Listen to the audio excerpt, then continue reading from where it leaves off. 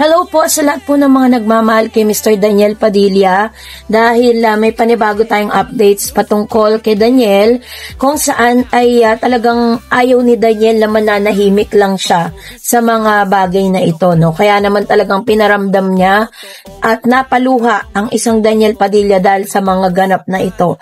So ang lahat ng yan ay pag-uusapan natin maya-maya lang. But before that, if you haven't subscribed yet to my YouTube channel, please don't forget to like, share, and subscribe at hit mo na rin ang notification bell for more showbiz updates. Bago tayo of course magpatuloy sa ating updates for today's video, nais ko pong pasalamatan kayo for always watching and trusting this channel.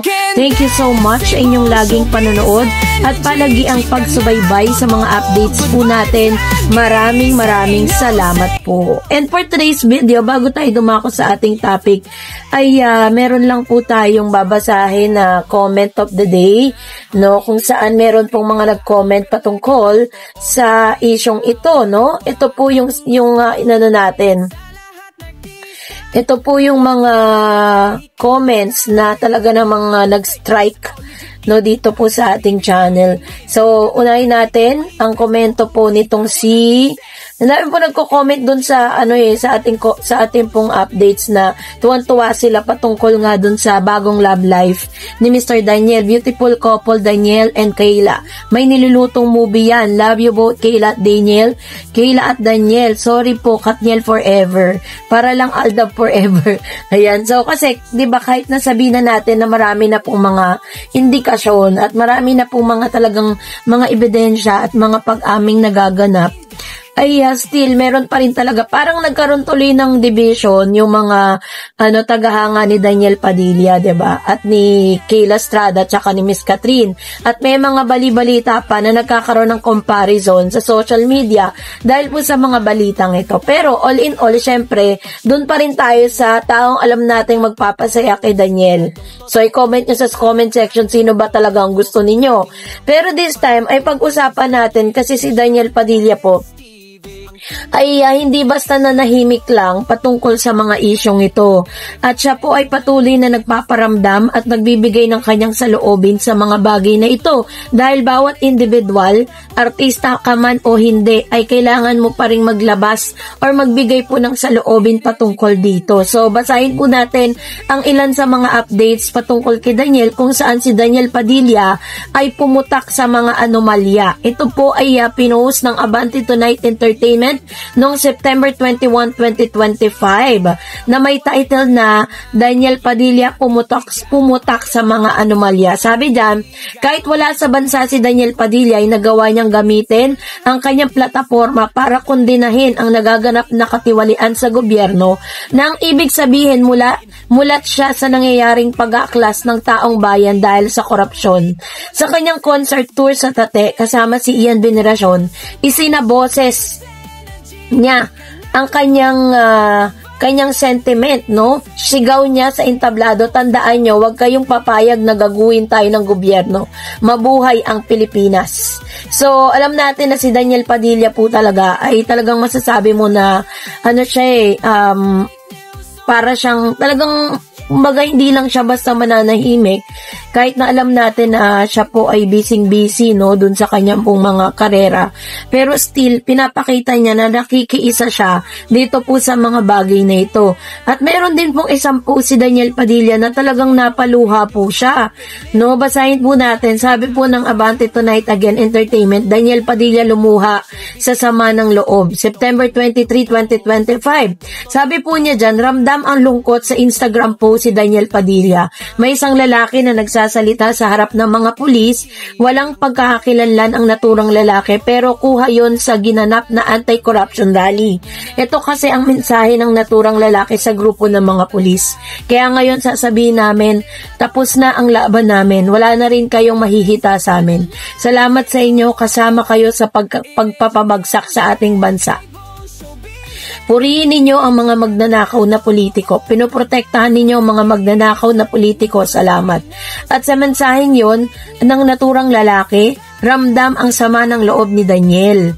Mapapaluha ka na lang sa sama ng loob, caption pa ni Daniel sa naturang video na may kalapit pang 3 crying emoji. Anyway, marami nga ang bumilib kay Daniel na kahit wala siya sa Pilipinas, ay ramdam mo ang malasakit niya sa mga Pilipino, lalo na sa mga maliliit na manggagawa. So, talagang hindi po pumayag si Daniel Padilla na wala man siya doon po sa ating pong doon po sa doon po sa rally na yon, hindi man siya namataan doon dahil kasalukuyan na si Mr. Daniel Padilla po ay nasa nandoon po siya sa ibang bansa at meron silang concert tour ni Ian Veneracion, pero pinakita niya at pinaramdam niya sa lahat ng mga Pinoy na talagang kaisa siya doon po sa nangyari na yon at sa naganap na yon. Maging si Miss Catherine Bernardo po ay hinahanap din ang kanyang presensya sa nasabing ganap, pero akala po ng ilang mga fans na wala doon o hindi po sumuporta si Catherine dahil nakita po doon si Mama Min sa rally kasama po ng ilang mga hindi kilalang tao, pero pangaka-close po nila, mga kakilala nila, pinakain po nila at pinainom nila ang mga rallyista. Ito po ay isang pagpapakita na talagang sila po ay sumusuporta din, kasi alam nyo naman po ngayon, talagang silipan po ngayon kahit po sa showbiz. Kapag po ikaw ay may malaking influence at hindi ka nakikialam at hindi ka bumuboses, ay ko-call out ka ng maraming mga netizen kasabay nito na ibabash po nila kayo. So ganun po yung nangyayari ngayon, parang pilitan na kailangan magsasalita ka, diba? Na kailangan magpapakita ka ng suporta doon po sa nasabing event na yon. Pero maganda dito kay Daniel Padilla na kahit po alam natin na ang dami ng babash doon po sa tsuhin niya na si Mr. Robin Padilla. Maraming mga anti-Robin Padilla sa mga pinaglalaban ng kanyang tsuhin.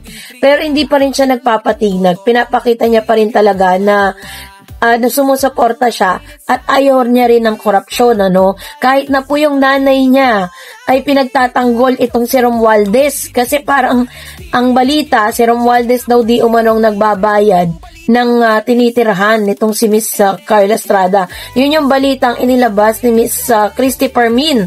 Kaya naman talagang todo daw yung suporta nitong si Miss Carla Estrada. Pero yan po ay syempre spekulasyon lang yun. Wala naman pong lahat po ng mga yan spekulasyon, not unless sa talagang maglabas ng resibo ang magkabilang panig. So, talagang makikita natin that Mr. Daniel Padilla is talagang hindi po siya nanahimik para sa mga isyong ito, Marami naghahanap sa kanya, kay Catherine, kay Piolo Pascual, Alden Richards, at sa ilang mga celebrity na hindi po nakita doon kasi iilan lang talaga. At pilim-pili lang yung palang mga nagpakita doon. Maaaring nandun sila pero mas minabuti nila na hindi na lang i-social media yung kanilang appearance. May mga nagpunta pa nga doon na naka-disguise para hindi sila masyadong makilala. At yung atensyon ng marami ay hindi nila makot kasi pumunta sila doon to have a rally, diba? Hindi para po magpasikat, hindi para maging isang sikat. So, yun po. Kaya inahangaan po nga natin ngayon si Mr. Daniel Padilla sa kanyang katapangan na ipinakita at sa kanyang damdamin para dito. So, kayo po, anong inyong saloobin patungkol dito? Comment down below. And that's it for today. For more videos and updates, please don't forget to like and subscribe. And please don't forget to follow my Facebook page, Dar Eds TV. God bless everyone!